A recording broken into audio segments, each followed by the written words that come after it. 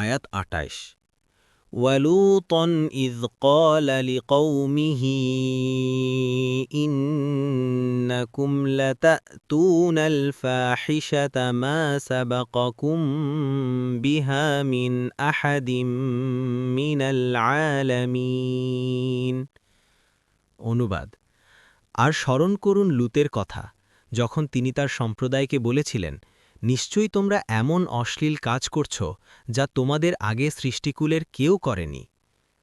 আয়াত ২৯ আইন্নাকুম লাতাতুনার রিজালা ওয়া তাকতাউনাস সাবিলা ওয়া তাতুনা ফি নাদিকুমুল মুনকার فما كان جواب قومه إلا أن قالوا ائتنا بعذاب الله إن كنتم من الصادقين। অনুবাদ। তোমরাই তো পুরুষে উপগত হচ্ছ, তোমরাই তো রাহাজানি করে থাকো, এবং তোমরাই তো নিজেদের মজলিসে প্রকাশ্যে ঘৃণ্য কাজ করে থাকো। উত্তরে তার সম্প্রদায় শুধু এটাই বলল, আমাদের উপর আল্লাহর শাস্তি আনয়ন করো, তুমি যদি সত্যবাদীদের অন্তর্ভুক্ত হয়ে থাকো। তাফসির। এখানে লূত আলাইহিসসালাম তার সম্প্রদায়ের বেশ কয়েকটি গুরুতর পাপের কথা উল্লেখ করেছেন।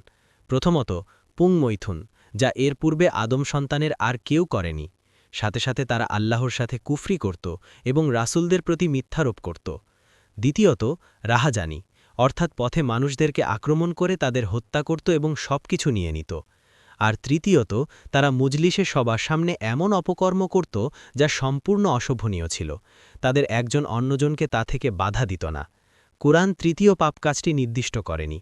এ থেকে জানা যায় যে কোনো গুনাহ প্রকাশ্যে করাও একটি স্বতন্ত্র গুনাহ। কোনো তাফসিরকারক এই স্থলে সেসব গুনাহ একটি একটি করে উল্লেখ করেছেন যেগুলো এই নির্লজ্জরা তাদের প্রকাশ্যে মজলিসে করত। উদাহরণস্বরূপ পথিকদের গায়ে পাথর ছুঁড়ে মারা এবং তাদের প্রতি বিদ্রুপাত্মক ধ্বনি দেয়া। কেউ কেউ বলেন তাদের প্রসিদ্ধ অশ্লীল কাজটি তারা গোপনে নয়, প্রকাশ্যেই মজলিসে সবার সামনে করত। কেউ কেউ বলেন তারা প্রকাশ্যে বড় শব্দ করে গুহীয় দেশ দিয়ে বাতাস বের করত। কেউ কেউ বলেন ছাগল এবং মোরগ লড়াই চালিয়ে যেত। এই সবই তারা করত, আর তারা আরও কঠিন প্রকৃতির খারাপ কাজ করত। ইবন কাসির, ফাথুল কাদির। আয়াতে উল্লেখিত প্রথম গুনাহটি সর্বাধিক মারাত্মক। তাদের পূর্বে পৃথিবীতে কেউ এই অপকর্ম করত না। বনের পশুরাও এ থেকে বেঁচে থাকে। এ যে এক গুরুতর অপরাধ, এ ব্যাপারে কারও দ্বিমত নেই।